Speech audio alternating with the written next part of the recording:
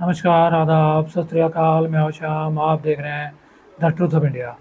Sometime god destroys our dream because he knows his plans are better than your dreams. कभी कभी ईश्वर हमारे सपनों को तोड़ देते हैं, इसलिए नहीं कि हम बिखर जाएं, बल्कि इसलिए कि हम निखर जाएं। क्योंकि ईश्वर ही जानते हैं हमारे लिए अच्छा क्या है, बुरा क्या है,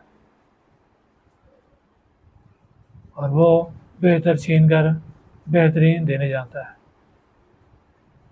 क्योंकि ईश्वर वो देख सकते हैं जो हम नहीं देख सकते हैं, वो सुन सकते हैं जो हम नहीं सुन सकते। एक छोटी सी कहानी एक भक्त की जो हर रोज मंदिर जाता था, और एक दिन ईश्वर से याचना करता है कि आप हर रोज यहाँ खड़े खड़े बोर हो जाते हैं, एक दिन मैं आपकी जगह खड़ा हो जाता हूँ, आप थोड़ा घूम आए।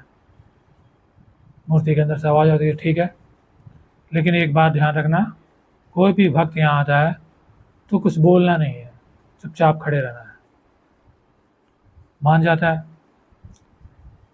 जैसे ही वो भगवान की जगह खड़ा होता है, एक अमीर व्यक्ति आता है और ईश्वर से प्रार्थना करता है कि वो बिजनेस करने जा रहा है, उसमें इसको प्रॉफिट हो, करोड़ों की प्रॉफिट चाहता है, और उसी दौरान उसका बटुआ वहाँ से गिर जाता है। उसमें बहुत सारे पैसे होते हैं, वहाँ पे चला जाता है।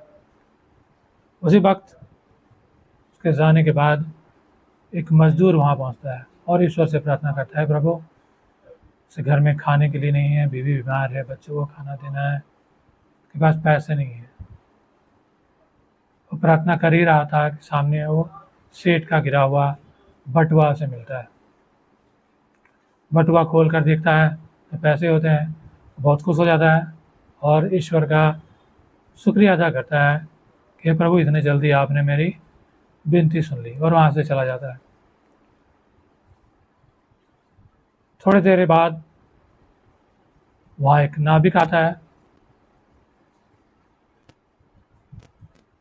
वो भी ईश्वर से प्रार्थना करता है कि प्रभु वो दूसरे देश जा रहा होता है जहाज से। ईश्वर से प्रार्थना करता है, प्रभु मेरी यात्रा सफल हो और मैं अच्छे से कमा कर वापस घर लौट सकूं। और उसी समय वो सेठ वहीं पहुंच जाता है और सेठ कहता है कि ये नाविक है, इसी ने ही मेरा बटुआ चुराया है, यही चोर है। तो पुलिस आती है और उस नाविक को पकड़ के लेके जाने वाली होती है कि उसी समय मूर्ति के अंदर मौजूद वो भक्त बोल पड़ता है और कहता है कि बटुआ इस नाविक ने नहीं लिया, उस मजदूर ने लिया है। और फिर पुलिस आती है, उस मजदूर को पकड़कर जेल में डाल देती है। 24 घंटे का वक्त समाप्त होता है। दूसरे दिन जैसे ही भगवान वहाँ पहुँचते हैं, बोले कि तुमने कुछ बोला तो नहीं, बोले तो बोले कि बताया उसने सिचुएशन किस तरह से मामला हुआ था। तो ईश्वर कहते हैं कि तुम्हें नहीं बोलना था, मैंने जो भी किया था एक प्रॉपर प्लानिंग के तहत किया था कि मुझे पता था उनके लिए बेहतर क्या है, लेकिन तुमने बोलकर सारा मामला गड़बड़ कर दिया। तो उसने वक्त ने कहा मैंने सच बोला, सच का साथ दिया, तो इसमें गड़बड़ कैसे हो गई। भगवान ने बताया कि जो अमीर व्यक्ति था वो एक व्यापारी था और गलत ढंग से पैसा कमाता था। अब उसके पैसे गिर गए थे तो वो गरीब आदमी को मिला, तो इसके लिए अच्छा था, इसके परिवार का भरण पोषण हो गया उससे। वहीं जो नाविक था वो दूसरा देश जा रहा था व्यापार के लिए, और रास्ते में तूफान आने वाली थी और एक्सीडेंट में जहाज़ डूब जाने वाली थी। तो अगर वो नाविक जेल चला जाता तो उसकी जान बच जाती।